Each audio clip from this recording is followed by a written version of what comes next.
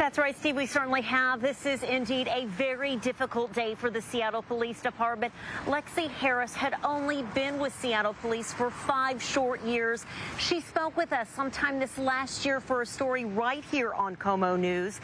She was currently patrol officer serving on SPD's Wellness unit, where she helped officers dealing with mental and physical issues and much more. Earlier this morning, Harris was off duty and had stopped to help a 3-car collision on I-5 near Columbian in Seattle. This accident was believed to be a result from an earlier 13-car crash that happened just before midnight near Spokane Street in the southbound lanes of I-5. WSP says that's when Harris stopped to help one of those drivers. She was hit and killed just 1 minute later. She passed away at the scene. We've also learned that someone at the scene of that 3-car collision then stole Harris's car.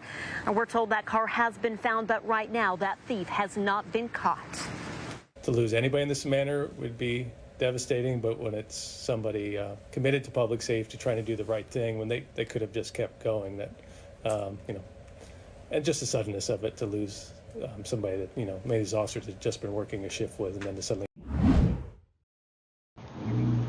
Steve, Horace Anderson is still reeling from this terrifying shooting. He does not feel safe, and neither do business owners who have shattered window fronts and had to duck as dozens and dozens of bullets went flying all over this area. I got shot in the face, so my jaw's broke. Still in physical and emotional pain. That's the voice of Horace Lorenzo Anderson, at home recovering a day after he was shot in the face in the heart of downtown White Center in broad daylight. His brother was also shot, still in critical condition. 2 other men died. I don't even know who it was. I'm glad to be alive, but it was. Adding another layer of pain, Horace's 19-year-old son Lorenzo was murdered at CHOP last year this month. Horace was about to honor his son's anniversary on June 20th. We spoke to him about a block party commemorating CHOP hours before the shooting yesterday. This isn't a good day for me. This isn't a good month for me, I've been crying. It's been terrible for me. The gunfire sent a barrage of bullets flying around 16th Avenue Southwest, shattering business window fronts. Witnesses say moments later, they saw men get into this white car, but it slammed into a business about a block away. You just heard a bunch of gunshots go off.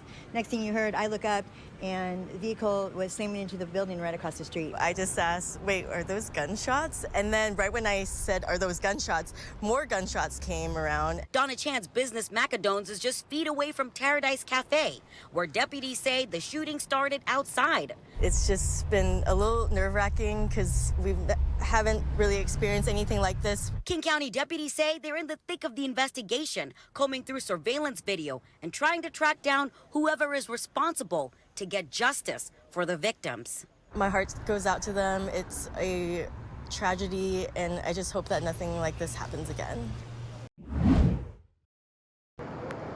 Crime is nothing new to this stretch of 3rd Avenue near Pike Market. It has a reputation. Pretty much you can come down here and buy anything you want. I'm not saying it's from Target, I'm not saying it is and it isn't. But there's now a block-long encampment where we saw this week people selling items with store tags still on them. And something bad will happen there if we continue to allow this situation to persist. On Wednesday, police officers spent the entire day catching shoplifters, including at the Target just 1 block away. And then we're arresting people as they walk out. 53 were arrested citywide during an emphasis on shoplifting. We've had operations in the past where we've been able to go down to 3rd and Pine and where we've made arrests on people who are selling stolen items. But SPD stats show the reported number of property crimes and crimes against a person in this 3-block stretch of 3rd Avenue over the last 3 years have been dropping. Lately, the pandemic has played a role. I walked out and I had some food on me, and they arrested me. Yeah. But what happened after that? They let me go. If Will looks familiar, would you rather shoot up in a hotel? We met him Tuesday injecting heroin in his tent in the camp. But after our story aired, he and his pregnant partner got a city-paid-for hotel room from outreach workers. We were getting no help. And after we talked to you guys, it was like they appeared out of nowhere. And like our whole life's been turned around, And he says he's accepting treatment. Change it around, man, change it around, just so it's not like the resources that Seattle's offering is going to waste, Currently, the city has no plans to remove the camp, but if something serious happens, it's been city practice to remove a camp immediately. In Seattle, I'm Matt Markovich, KOMO News.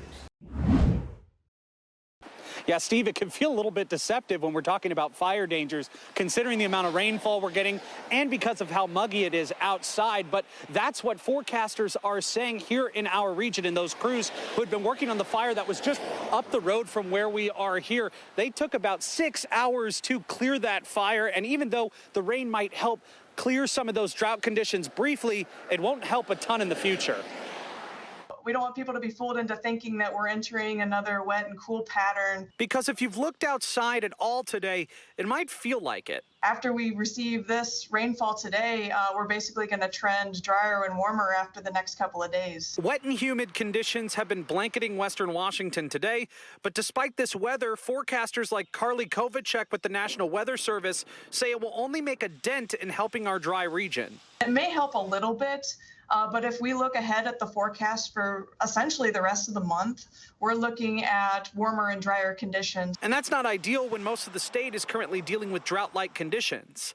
Kovacek says western Washington is in the abnormally dry range, which is the lowest level, but it still needs to be taken seriously. According to the National Forest Service, crews have responded to nearly 600 fires by the end of May in the Pacific Northwest, compared to 396 at that time last year. We're looking at the bigger picture. We're looking at the month as a whole, with the rest of the forecasts basically trending drier and warmer than normal. Doesn't give us a whole lot of confidence that our fire weather season is going to be pushed back. As we approach the dry conditions, we do become more aware of that. Heather Chadwick is the Public Information Officer for Snohomish Regional Fire and Rescue. Despite the humidity, crews out in Snohomish had to fight off this scrap metal fire for most of the day. There's no hydrants up there, and so there's a lot of tender operations. While they don't yet know how this fire got started at this recycling center, Chadwick says they're also seeing more brush fires lately in the area. We live in an area that is potential for wildfires, and we see that increase year after year, and so we just want to make sure that our crews are ready to respond.